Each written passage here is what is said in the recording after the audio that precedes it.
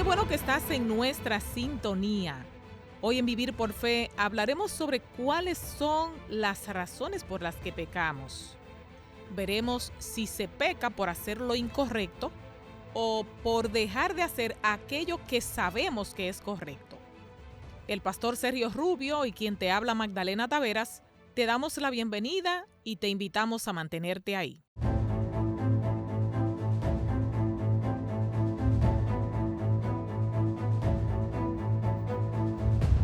Hoy en Vivir por Fe vamos a seleccionar la respuesta correcta. ¿Pecamos porque somos seres pecaminosos o somos pecaminosos porque pecamos? Cualquiera se enreda con este término. Bienvenido, Pastor Rubio. Muchas gracias, Magdalena. También saludamos a todas las personas que escuchan este segmento. Parece un trabalengua, ¿verdad? ¿Pecamos porque somos seres pecaminosos o pecamos cuando hacemos un acto pecaminoso? O sea, hay dos cosas aquí.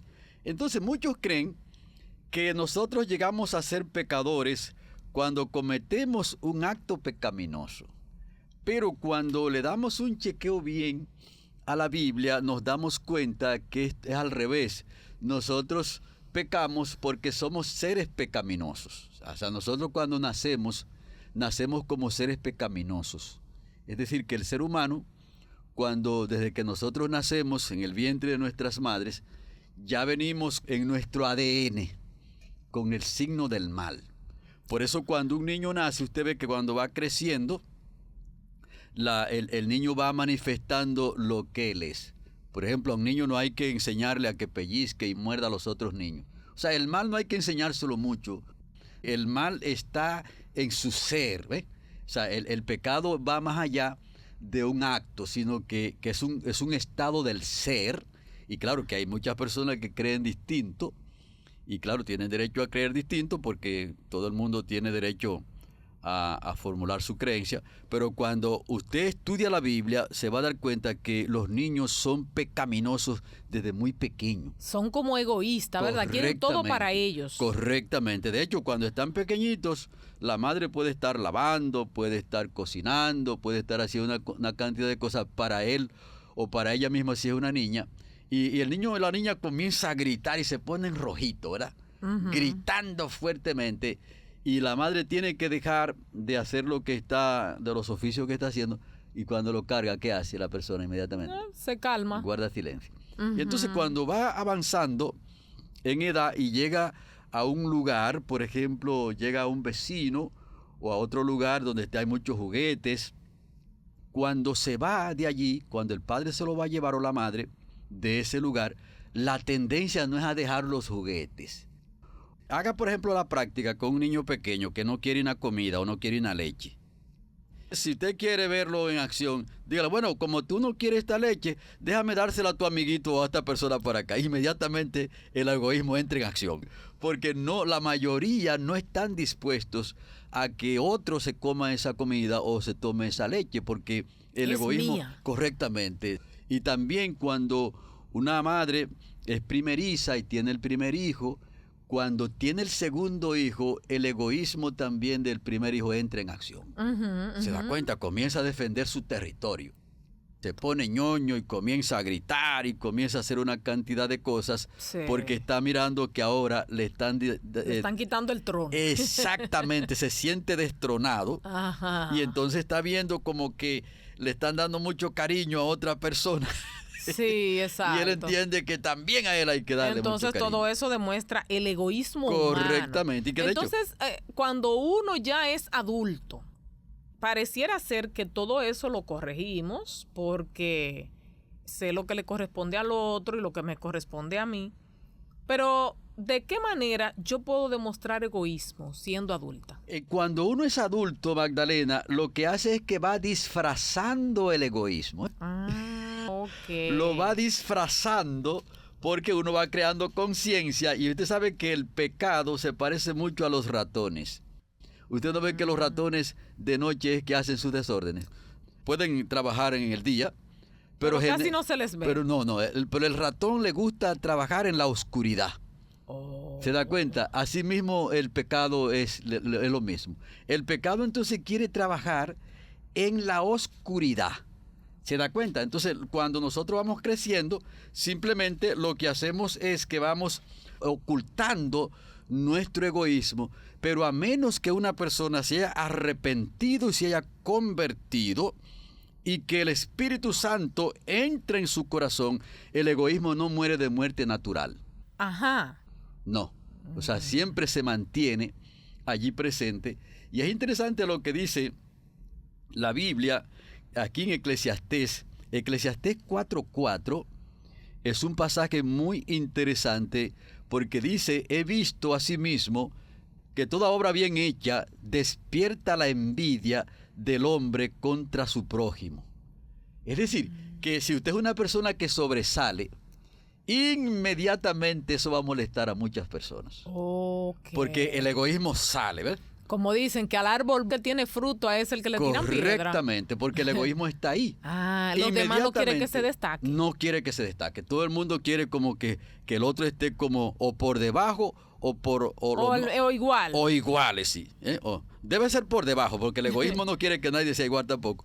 Pero si sobresalió un poquito arriba, inmediatamente el egoísmo entra en acción. Pero podríamos decir que las personas que tienen autoestima baja, entonces no tienen egoísmo, que no son egoístas, porque no quieren todo para ellos, sino que se sienten al menos. Sí, claro, porque una persona puede estar enfermo, o sea, porque ya hay personas que tienen enfermedades, pero aún así todavía siguen siendo egoístas, porque de hecho hay muchas personas que su baja autoestima y la usan para quejarse y decir que están más mal que todo el mundo. Claro, y al presentarse como víctima están llamando también la atención de todo el mundo hacia ellos. De todo el mundo hacia y puede ser también parte del egoísmo. Es decir, que el pecado está allí. Entonces, nosotros pecamos porque somos pecaminosos. Y somos pecaminosos por naturaleza, por esencia. En la naturaleza, en el ser. Por eso el pecado es un asunto ontológico. Viene en el ser de la persona.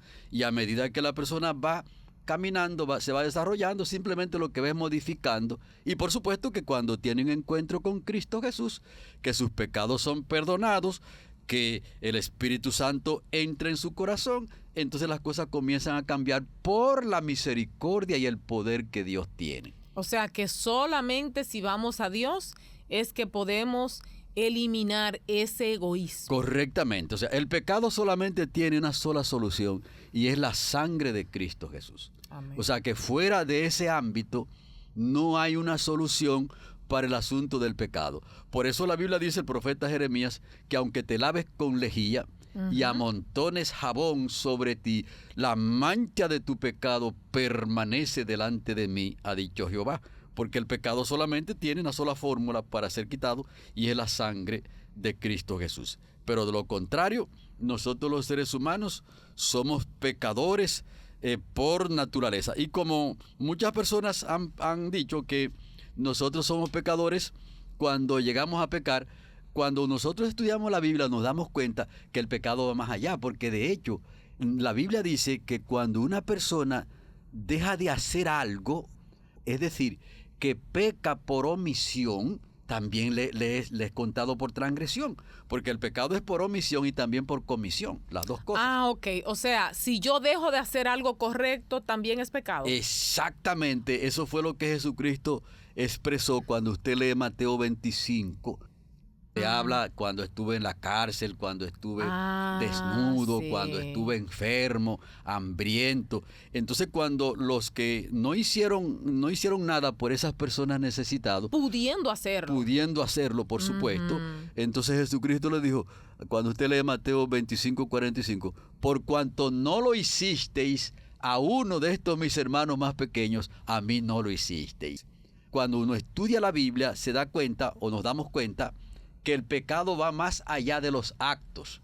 Es decir, no hacer nada en algún momento cuando tú puedes hacerlo, entonces también se te cuenta por pecado. Es decir, que el pecado es un asunto muy profundo que no tiene explicación, por supuesto, ni tiene razón de ser. Es un asunto que solamente Dios puede conocer las profundidades del pecado, Pero cuando nosotros nos vamos a la Biblia, que nos confrontamos con Cristo Jesús, que comenzamos a ver lo que Jesucristo ha enseñado y los apóstoles y todos los profetas han enseñado, inspirado por Dios con respecto al pecado, nos damos cuenta que verdaderamente nos estamos encontrando con el misterio de la iniquidad, como lo dice la Biblia. Bueno, alguna persona que nos escucha pudiera desalentarse y decir, ¿y de qué forma yo podría alcanzar la salvación? Porque al parecer es muy difícil ser salvo. Sí. No, Jesucristo hace un llamado. Cuando usted lee, por ejemplo, Mateo el capítulo 11 y los versículos 25 en adelante, Jesucristo hace un llamado. Dice, venid a mí todos los que estáis trabajados y cargados, y yo os haré descansar. Llevad mi yugo sobre vosotros y aprended de mí, que soy manso y humilde de corazón, y hallaréis descanso para vuestras almas. Entonces, la persona para ser salvo necesita agotar como ese primer paso, ir donde el médico divino, a una consulta con el médico divino, y entonces comenzar a contemplar y a tomar los medicamentos que el médico divino le está recetando. De hecho, que son gratuitos, porque la salvación es un asunto gratuito. Eso es lo más importante que tiene la salvación, que es gratis. Por supuesto, es gratis porque nosotros no la podemos comprar tampoco. Nosotros nos perdimos, como lo dice en Romanos 3:23, que quedamos destituidos de la gloria de Dios. Y el 6:23 dice que la paga del pecado es muerte. Eso quiere decir que nosotros quedamos a la deriva. Yo lo comparo como cuando un niño, usted lo deja a la deriva en el océano Atlántico, en el medio del océano Atlántico, un niño pequeño de un mes de nacido. No tiene ni una sola fórmula para alcanzar la salvación de esa condición por sí solo. Exacto. Entonces algo ocurrió con nosotros. Nosotros quedamos a la deriva, sin ninguna apelación. Nos tocaba única y exclusivamente la muerte eterna. Y entonces Jesucristo no quiso dejarnos así. Y vino entonces a rescatarnos. Y entonces nosotros los perdidos solamente tenemos que agarrarnos del brazo del Todopoderoso. Y una vez agarrada de Cristo Jesús, ese egoísmo de forma permanente sale. Si se mantiene agarrado, ¿eh? Por eso son dos pasos muy poderosos para resolver el problema del pecado. Ir a Cristo. Ya dijimos el primero, venid a mí todos los que estáis trabajados. Entonces cuando uno lee Juan el capítulo 15 y los versículos 1 al 4, hace la parábola de la vid y los pámpanos. Entonces ahora cuando la persona va a Cristo, ahora debe mantenerse aferrado a Cristo todo el tiempo. Y si eso es así, que vino a Cristo y se mantuvo aferrado a Cristo todo el tiempo, no hay ninguna razón para que se quede fuera del reino de los cielos. Y hay una dificultad, por supuesto, porque nosotros los pecadores necesitamos renunciar. Renunciar al mundo, renunciar a todas las cosas que son contrarias a la voluntad de Dios. Y allí entonces hay una dificultad, porque nosotros por nuestro egoísmo, ¿verdad?, nos queremos mantener como aferrados a las cosas de esta tierra, a lo que nos gusta. Por eso es que la vida eterna comienza con la muerte. ¿Y qué significa eso, pastor, que la vida comienza con la muerte? Porque cuando estamos bautizados, estamos simbolizando que morimos, que nuestro pecado fue crucificado, que nuestro yo fue crucificado cuando aceptamos a Cristo Jesús, renunciamos al mundo, entonces ahora aceptamos a Cristo Jesús, por eso hemos muerto, ahora vamos a la tumba líquida, que es el bautismo, a demostrar que fuimos sepultados. Y cuando salimos del agua, entonces estamos diciendo que hemos resucitado a una vida nueva en Cristo Jesús. O sea, que la vida eterna comienza con la muerte. ¿Qué muerte? La muerte del hombre antiguo. Y entonces ahora Jesucristo implanta una nueva naturaleza en el corazón del ser humano. Y eso, por supuesto, es un proceso que el Espíritu va haciendo, un asunto que le llama la santificación. Pero si la persona se mantiene en esa dirección, cuando Cristo venga, entonces será levantada al reino de los cielos para recibir la vida eterna. Interesante, pastor, todo esto que hemos aprendido hoy en Vivir por Fe. Realmente somos muy bendecidos con estas orientaciones que usted nos da. A ti, amigo que nos escuchas, muchas gracias por el favor de tu sintonía. Hoy hemos aprendido que somos pecaminosos por naturaleza, no directamente cuando pecamos. Pues amigo, mantente ahí y recuerda sintonizarnos en la siguiente entrega. Te hicieron compañía el pastor Sergio Rubio y quien te habla, Magdalena Taveras. Dios te bendiga.